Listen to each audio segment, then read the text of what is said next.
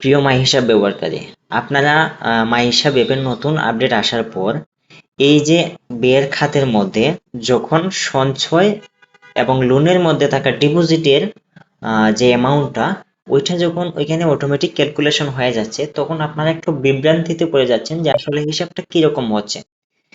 আমি এই বিষয়ে আপনাদেরকে এখন একদম এ টু জেড বুঝিয়ে দিচ্ছি, তাহলে হচ্ছে আপনাদের এই বিভ্রান্তিটা হচ্ছে একদম চলে যাবে। আমি আপনাদেরকে দেখিয়ে দিচ্ছি আসলে মাই হিসাবের নতুন আপডেটে যে ক্যালকুলেশনটা করা হয়েছে সেটা যুক্তিযুক্ত কি না। আপনারা এই ভিডিওটা একটু ধৈর্য সহকারে দেখুন এবং কোনো জায়গা মিস করবেন না, তাহলে আশা করি এই যে হিসাবটা রাখতে আপনাদের কিন্তু খুবই সহায়ক হবে এবং আপনারাও বুঝতে পারবেন এই সঞ্চয় এবং লোনের যে অটোমেটিক হিসাবটা উপরে সামারির মধ্যে হচ্ছে, এটা আপনারা কিভাবে সঠিকভাবে করবেন। তাহলে চলুন দেখে নেওয়া যাক। আমি হচ্ছে প্রথমে কিছু আয় এখানে যুক্ত করে নিচ্ছি। এখন আমার সবকিছু শূন্য আছে, আমি কিছু আয় যুক্ত করে নিই এবং আপনাদেরকে প্র্যাকটিক্যালি আসলে বুঝিয়ে দিই কিভাবে এই ফিচারগুলি কাজ করে। শুধু সঞ্চয়, লোন আর এই উপরে সামারিটা যেটা নিয়ে আপনারা বিভ্রান্তিতে আছেন সেটাই শুধু আমি দেখিয়ে দিচ্ছি। তাহলে আমি কিছু আয় যুক্ত করে নিচ্ছি। ধরুন এই মাসে আমার সম্পূর্ণ মাসের আয় হচ্ছে 30,000 টাকা। আমি একটা আনুমানিক হিসাবে এখানে যুক্ত করলাম, 30,000 যুক্ত করে দিয়ে দিলাম এবং আমি আমার হোম পেজে চলে আসলাম। তাহলে দেখতে পাচ্ছি আয় 30,000 এবং কোনো ব্যয় নেই। তাহলে টোটালটাই হচ্ছে আমার লাভ 30,000 টাকা। এখন আমি কিছু ব্যয় যুক্ত করে নেই। ধরুন আমি আনুমানিক এখানে 5,000 টাকা ব্যয় ধরে দিলাম এবং সংরক্ষণে দিয়ে হোম পেজে চলে গেলাম। তাহলে আমরা দেখতে পাচ্ছি আয় আছে 30,000 টাকা, ব্যয় আছে 5,000 টাকা এবং আমাদের টোটাল লাভটা হচ্ছে এখানে 25,000 টাকা আছে। এখন কথা হচ্ছে, আমি যদি এখানে যে 25,000 টাকা আমার লাভ হলো, এখান থেকে ধরুন আমরা কিছু টাকা সঞ্চয় রেখে দেবো, যেটা হচ্ছে আমার ক্যাশের মধ্যে না। আমরা অন্য একটা জায়গায় ধরুন ব্যাংকে রেখে দিতে পারি বা আমাদের পার্সোনাল যদি কোনো ওয়ালেট থাকে সেখানে আমরা রেখে দিতে পারি। তাহলে কিন্তু আমার যে ক্যাশে যে 25,000 টাকা লাভ আছে এখান থেকে কিন্তু আমার ওই অ্যামাউন্টটা কমবে। কারণ আমি যদি ব্যাংকে রেখে দিই তাহলে ক্যাশ থেকে কিন্তু আমি ওই টাকাটা কমিয়ে ব্যাংকে রাখলাম। তাহলে ধরুন আমি 5,000 টাকা সঞ্চয় রাখতে চাই। এখন কথার কথা আমি 5,000 টাকা সঞ্চয় রাখলাম। এই যে এখানে 5,000 টাকা আমি ধরেন ব্যাংকে রেখে দিলাম অথবা আমার পার্সোনাল কোনো একটা ওয়ালেট বা কোনো একটা আহ ব্যাগের মধ্যে রেখে দিলাম। তাহলে এখানে 5,000 টাকা সঞ্চয় রেখে দিলাম। তাহলে আমরা দেখতে পাচ্ছি লাভ থেকে কিন্তু 5,000 টাকা কমে গেছে। এটা কেন করলাম? এইটা করার সুবিধা হচ্ছে, ধরুন আপনার ক্যাশের মধ্যে 25,000 টাকা ছিল, এখন আপনি 5,000 টাকা অন্য একটা ব্যাংক অ্যাকাউন্টে বা অন্য একটা পার্সোনাল কোনো একটা জায়গায় আপনি 5,000 টাকা সঞ্চয় হিসেবে রাখতেছেন। তাহলে কিন্তু আপনার ক্যাশ থেকে টাকাটা কমতেছে, এই 5,000 টাকা কিন্তু কমে গেল। সেই হিসাবটা যেন একদম একুরেট থাকে, এজন্যই হচ্ছে এখানে আমরা কি করছি, ব্যয়ের মধ্যে এই সঞ্চয়ের যে 5,000 টাকা রাখলাম এটা যুক্ত করে দিছি এবং এখানে প্রফিট থেকে 5,000 টাকা মাইনাস করে দিয়েছি। এজন্যই মূলত এই অটো ক্যালকুলেশনটা যুক্ত করা। আশা করি আপনারা বুঝতে পারছেন। ঠিক তেমন ভাবে আমি যদি লোনের ফিচারটা দেখাই, এই যে লোনের বিষয়টা যদি দেখাই, ধরুন এখন আছে আমাদের আয় 30,000 টাকা, ব্যয় 10,000 টাকা এবং লাভ আছে 20,000 টাকা।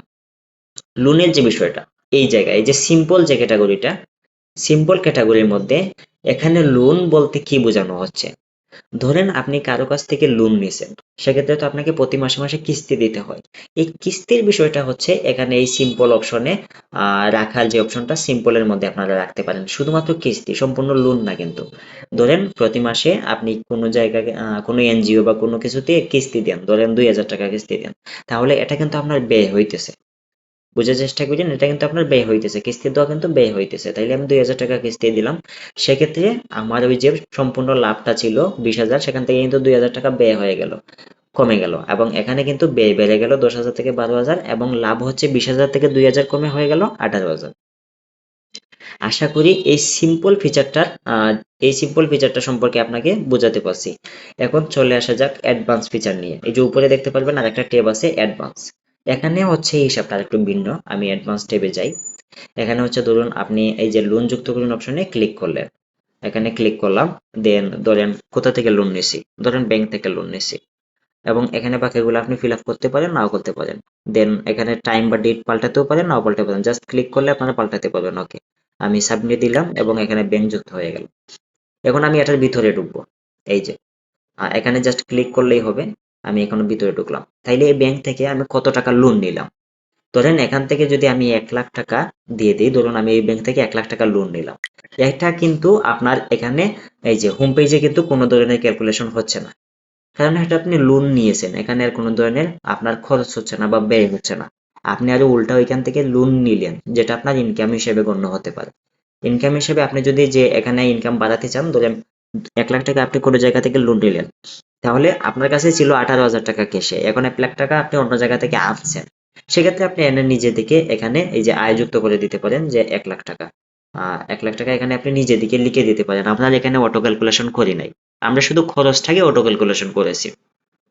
ধরেন 1 লাখ টাকা অন্য কারো কাছ থেকে লোন আনছেন, তাইলে এই টাকাটা আপনার ক্যাশের সাথে আপনি যদি চান এখানে যুক্ত করে দিতে পারেন যে লোন নিয়েছি 1 লাখ টাকা লোন নিয়েছি। তাইলে এখন আপনার টোটাল যে ক্যাশে টাকা আছে সেটা হচ্ছে ধরেন 1,18,000 টাকা। তাইলে এখানে অটো ক্যালকুলেশনটা কোন জায়গায় হচ্ছে আমি আপনাদের দেখিয়ে যাই, যখন আমরা লোনের মধ্যে এই যে এখানে জমা দিচ্ছি, ধরুন আপনি 1 লাখ টাকা লোন নিয়েছেন, এই টাকাটা আপনি প্রতি মাসে মাসে কিস্তি দিবেন না? অবশ্যই দিবেন। তো এই কিস্তিটা হচ্ছে অটো ক্যালকুলেশন হয়ে এখানে আপনার ব্যয়ের মধ্যে ঢুকে যাবে। এই যে এখানে ব্যয়ের মধ্যে ঢুকবে এবং আপনার ক্যাশ থেকে টাকা কমবে। আমি আপনাদেরকে দেখিয়ে দেই, ধরেন আমরা এই যে এখানে জমা করি, ধরেন 1 লাখ টাকা আর মাসিক কিস্তি 5,000 টাকা, 5,000 টাকা দিলাম। তাইলে আগে কিন্তু আমাদের ক্যাশে ছিল 1,18,000 টাকা, দেখবেন ওইখান থেকে আমাদের 5,000 টাকা কমে গেছে। এই যে ক্যাশের মধ্যে 1,18,000 ছিল, কিস্তি দিয়ে দিলাম 5,000, তাইলে এখন আছে 1,13,000 টাকা। এই হচ্ছে জিনিসটা আমি আপনাদেরকে ক্লিয়ার করে দিলাম। এটা আসলে কিন্তু কাজের, কিন্তু আপনারা বুঝতে পারছেন না। আপনারা হয়তো এই যে এই জায়গায় সিম্পল যে অপশনটা আছে, এই সিম্পল অপশন শুধু হচ্ছে আপনি যে কিস্তি দিচ্ছেন ওই ব্যয়টা এখানে লিখবেন। আপনারা হয়তো এখানে সম্পূর্ণ লোনের টাকাটা এখানে লিখে ফেলতে চাইছেন, যেমন ধরেন কারো কাছ থেকে 1 লাখ টাকা লোন আনছেন, এখানে 1 লাখ লিখে দিলেন, তাহলে কিন্তু হিসাবটা সম্পূর্ণ এলোমেলো হয়ে যাবে। এই সিম্পল অপশনে আপনারা কারো কাছ থেকে লোন আনলে এই জায়গায় লিখবেন না, এখানে শুধু কিস্তি দেওয়াটা লিখবেন, যে কাউকে আপনি কিস্তি দিতেছেন, ব্যয় হইতেছে লোন হিসাবে, শুধু এই জায়গায় লিখবেন, তাহলে আর এলোমেলো হবে না। দেখুন এখানে হচ্ছে কি দিছি, 10,000 দিছি না, 1 লাখ দিয়ে দেখাই আমাকে, 1 লাখ দিয়ে একটু দেখাই। এই যে 1 লাখ দিয়ে দিলাম, এখন দেখবেন যে এখান থেকে কিন্তু 1 লাখ টাকা ব্যয় হিসাবে দেখাচ্ছে। তাহলে আপনি কি করবেন, কারো কাছ থেকে যদি লোন নেন, সম্পূর্ণ অ্যামাউন্টটা এখানে লিখবেন না, মানে এই সিম্পল অপশনের মধ্যে লিখবেন না, সিম্পল অপশনে শুধু লিখবেন কিস্তিটা, যে আপনি কাকে কত টাকা কিস্তি দিচ্ছেন মাসে, শুধু ওইটা লিখবেন, শুধু ওইটা এই সিম্পল অপশনে লিখবেন। আর এই যে অ্যাডভান্স অপশনে আপনি সবকিছু একদম সুন্দরভাবে লিখতে পারবেন, যে কার কাছ থেকে কত টাকা লোন নিছেন, কাকে কত টাকা মাসিক কিস্তি দিচ্ছেন, এখানে টোটাল হিসাবটা রাখতে পারবেন। যেহেতু অ্যাডভান্স ফিচারটা চলেই আসছে, আপনি চাইলে এই সিম্পল ফিচারটা ইগনোর করতে পারেন, মানে এই সিম্পল ফিচারটা আপনি ব্যবহার এখন নাও করলে আপনার কিন্তু চলতেছে, কারণ এই অ্যাডভান্স ফিচারটাই হচ্ছে আপনাকে সবকিছু সুবিধা দিতেছে। এইখানে হচ্ছে আপনি কত টাকা লোন নিছেন, কত টাকা কিস্তি হিসেবে জমা দিতেছেন, সবকিছু সুন্দরভাবে গুছানোভাবে লেখা আছে। আর এই সিম্পল ফিচারটা এখানে রাখা হয়েছে কারণ এই নতুন আপডেট আসার আগে যারা সিম্পল ফিচারের মধ্যে অনেকগুলো তথ্য রাখছিলেন, তারা যেন তথ্যগুলো হারায় না যায়, বা এই অপশনটা যদি আমরা বাদ দিয়ে দিই, তাহলে কিন্তু এখানে যা যা অপশন রাখছিল বা যা যা লোনগুলো রাখছিল তারা ওইগুলা দেখতে পাবে না, এজন্য এটা রাখা হয়েছে। বাট বর্তমানে যারা রাখতেছেন লোনের হিসাবটা, তারা এই অ্যাডভান্স ফিচারের মধ্যে রাখবেন, তাহলে হচ্ছে আর কোনো ধরনের হিসাবের গোলমেল হবে না। আর যারা যারা পূর্বে রেখেছিলেন সিম্পলের মধ্যে, তারা চাইলে একটু কষ্ট করে সিম্পলের মধ্যে থেকে যা যা রাখছিলেন সেগুলো হচ্ছে অ্যাডভান্সের মধ্যে রেখে দিবেন এবং সিম্পল থেকে ডিলিট করে দিবেন, তাহলে দেখবেন সব হিসাব নিকাশ গুলো একদম ক্লিয়ার হয়ে গেছে। আশা করি আমি আপনাকে বুঝাতে পারছি যে এই ফিচারটা নতুন হিসাব আপডেটের সময় কেন আমরা অটো ক্যালকুলেশনটা দিলাম।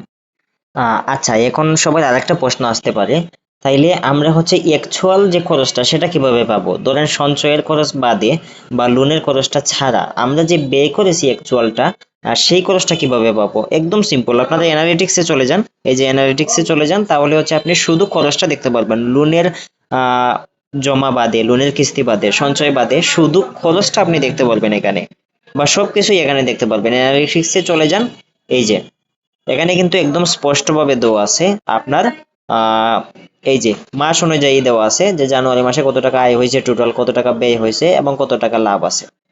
এবং তারপরে হচ্ছে সারা বছরেরটাও দেওয়া আছে। এই যে ধরেন সারা বছরে কত টাকা আয় হয়েছে, কত টাকা ব্যয় হয়েছে এবং কত টাকা লাভ হয়েছে। এবং নিচে আপনার দেওয়া আছে এই যে লাভ থেকে আপনি কত টাকা সঞ্চয় করছেন, কত টাকা কিস্তি হিসাবে খরচ করছেন এবং সর্বশেষ আপনার ক্যাশে ব্যালেন্স কত আছে। এখানে কিন্তু একদম ক্লিয়ার ভাবে সবকিছু দেওয়া আছে, তারপরেও আপনারা একটু বুঝতে পারতেছেন না, বিভ্রান্তিতে আছেন। তাহলে এজন্যই হচ্ছে আমার এই টিউটোরিয়ালটা তৈরি করা। আপনারা চাইলে মাসিকটাও দেখতে পারেন। এই যে আমি দেখিয়ে দিচ্ছি, একটু নিচে যাই। এই যে মাসিক আপনার ধরেন বর্তমান মাসের সর্বমোট আয় হচ্ছে এত, সর্বমোট ব্যয় হচ্ছে এত এবং টোটাল লাভটা হচ্ছে এত এই মাসেরটা। তাইলে হচ্ছে এই যে আপনার লাভ থেকে আপনি কত টাকা সঞ্চয় করছেন এখানে টোটাল দেওয়া আছে এই মাসের, এবং এই মাসের টোটাল কত টাকা কিস্তি হিসাবে জমা দিয়েছেন এইটাও লেখা আছে, এবং টোটাল কত টাকা ব্যালেন্স আছে এখন এটাও দেওয়া আছে। তাইলে কিন্তু এখানে আপনি স্পষ্টভাবে দেখতে পাচ্ছেন যে আমার টোটাল আয় কত হয়েছে এবং আমি ব্যয় কত করছি। এই ব্যয়ের সাথে সঞ্চয়ের ব্যয়টাও এখানে নিচে দেওয়া আছে এবং কিস্তি জমা হিসাবেও যে ব্যয়টা করছেন এটাও কিন্তু এখানে স্পষ্টভাবে দেওয়া আছে। তাইলে আপনার অ্যাকচুয়াল ব্যয়টা হচ্ছে এই যে এখানে উপরে কিন্তু দেওয়া আছে, এই যে অ্যাকচুয়াল ব্যয়টা হচ্ছে এটা। আর এই ব্যয়টার সাথে আপনি নিচে দেখতে পাচ্ছেন যে সঞ্চয় হিসেবে কত টাকা ব্যয় করলেন, কিস্তি জমা হিসেবে কত টাকা ব্যয় করলেন, একদম কিন্তু স্পষ্টভাবে দেওয়া আছে। আপনারা চাইলে সবকিছুই এখানে দেখে নিতে পারবেন এই অ্যানালিটিক্স পেজ থেকে। আর এখান থেকে আপনারা মাস আর সাল তো চেঞ্জ করতেই পারবেন। এই যে এখান থেকে আপনারা মাস চেঞ্জ করে করে প্রত্যেক মাসের হিসাব দেখতে পারবেন। আর উপরে হচ্ছে আপনি বছর চেঞ্জ করে এই যে এই জায়গায় বছর চেঞ্জ করে আপনি হচ্ছে বিগত বছরের এই যে বিগত বছরের সব তথ্যগুলো এখানে বছর চেঞ্জ করে করে দেখতে পারবেন। সব ফিচারই কিন্তু দেওয়া আছে বা সব সুবিধাই দেওয়া আছে, আপনারা জাস্ট একটু খুঁজে নেবেন। যাতে আর খোঁজা না লাগে সেজন্য এই টিউটোরিয়ালটা তৈরি করা। এবং এই টিউটোরিয়ালটা দেখে আপনারা বুঝতে পারছেন কিনা সেটা হচ্ছে আমাদেরকে গ্রুপে জানিয়ে দিবেন। এখানে কিন্তু গ্রুপের লিঙ্ক দেওয়া আছে, এই যে সেটিংস পেজে যাবেন এবং এখানে দেখেন ফেসবুক গ্রুপ আছে।